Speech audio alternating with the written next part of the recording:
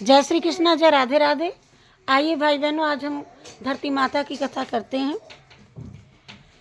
धरती माता एक माँ थी, उसके एक बेटी व एक बेटा, दोनों छोटे छोटे थे। माँ गरीब थी, वह मजदूरी करके अपना गुजारा चलाती थी। धीरे धीरे बच्चे बड़े होने लगे, बेटी शादी के योग्य होने लगी, माँ बुढ़िया हो गई। माँ ने बेटे से कहा, बेटा बेटा तेरी बहन बड़ी हो गई है, अतः तुम्हारे जैसा घर वर देख करके उसकी शादी करना।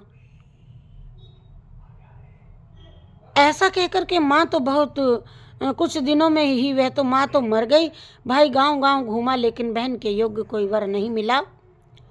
वहाँ घूम घूम करके वह थक गया और बैठे बैठे एक दिन वह यह सोचने लगा कि मैं ही इससे शादी क्यों ना कर लूं।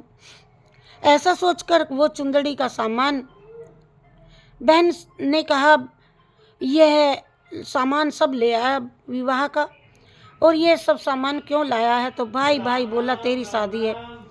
मोहल्ले वालों ने बहन से कहा कि तुम्हारा भाई ही तुमसे शादी कर रहा है। बहन ने भाई से पूछा, मेरी शादी किससे कर रहे हो? भाई कुछ नहीं बोला। तो बहन समझ गई। उसने एक लोटा लिया, चुंदड़ी ली, चप्पल पहन करके जंगल की ओर को रवाना हो गई। गाय के ग्वालों ने पूछा, वन में क्यों जा रही हो? वह कुछ नहीं बोली। वन में जाकर के धरती माँ को पुकारने लगी। बोली, है माँ, तू ही मेरी लाज रखना, नहीं तो अन्याय हो जाएगा। मैं क्या करूं? मुझे अपनी गोद में ले लो, नहीं तो यहाँ पर मर जाऊंगी। धरती माँ फटी तो बहन ने एक तरफ लोटा, चुंदड़ी, चप्पल रख दी और वह धरती में जाने लगी।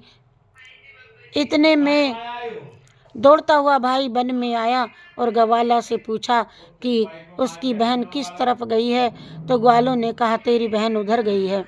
वह बहन बहन पुकारता हुआ दौड़ा तो बहन धरती माँ के अंदर समा रही थी। थोड़े बाल बाहर दिख रहे थे। उसने बहन के बाल मुट्ठी में पकड़े और रोने लगा। बहन, तू सत के लिए धरती माँ की गोद में समा गई। मेरी बुद्धि तो भ्रष्ट हो गई थी। माँ का वचन निभाने के लिए मेरे जैसा कोई वर नहीं मिला, इसलिए ऐसा विचार आया।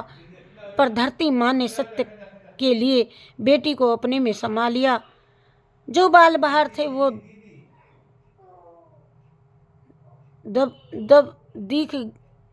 दब गए। इसलिए औरतें कहानी सुनती हैं। लोटा, चप्पल, चुंदड़ी, एक बर्तन में हरे मूंग, एक लड्डू कुंवारी कन्या को देंगी, उसको धरती माता सदैव सुखी रखेगी। जय श्री कृष्णा, जय राधे राधे। जय श्री कृष्णा, जय राधे राधे।